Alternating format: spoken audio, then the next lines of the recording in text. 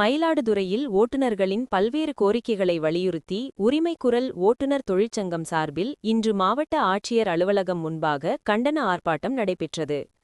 மாவட்ட செயலாளர் செந்தில் தலைமையில் நடைபெற்ற இந்த ஆர்ப்பாட்டத்தில் சிறப்பு அழைப்பாளராக மாநில செயலாளர் பாலமுருகன் உட்பட நூற்றுக்கணக்கான ஓட்டுநர்கள் கலந்து கொண்டு முழக்கங்களை எழுப்பினர்.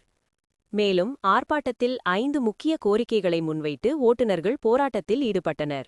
சொந்த வாகனங்கள் வணிக ரீதியாக பயன்படுத்தப்படுவதை தடுக்க வேண்டும், வெள்ளை நிற பலகை கொண்ட சொந்த உபயோக வாகனங்களை சட்டவிரோதமாக வாடகைக்கு இயக்குபவர்கள் மீது கடும் நடவடிக்கை எடுக்க வேண்டும், அரசு அலுவலகங்களில் தனியார் வாகன பயன்பாடு, அரசு அலுவலகங்களில் சட்டத்திற்கு புறம்பாக சொந்த வாகனங்களை மாத வாடகைக்கு பயன்படுத்துவதை உடனடியாக நிறுத்த வேண்டும், வரும் 2026 சட்டமன்ற தேர்தலுக்கு வாடகை வாகனங்களை மட்டுமே பயன்படுத்த வேண்டும், மேக்ஸி கேப் வாகனங்களுக்கு தற்போதுள்ள 12+1 இருக்கை அனுமதியை உயர்த்தி வழங்க வேண்டும் உள்ளிட்ட கோரிக்கைகளை வலியுறுத்தி ஆர்ப்பாட்டத்தில் ஈடுபட்டனர். கோரிக்கைகள் அடங்கிய மனுவினை மாவட்ட ஆட்சியரிடம் வழங்கினர்.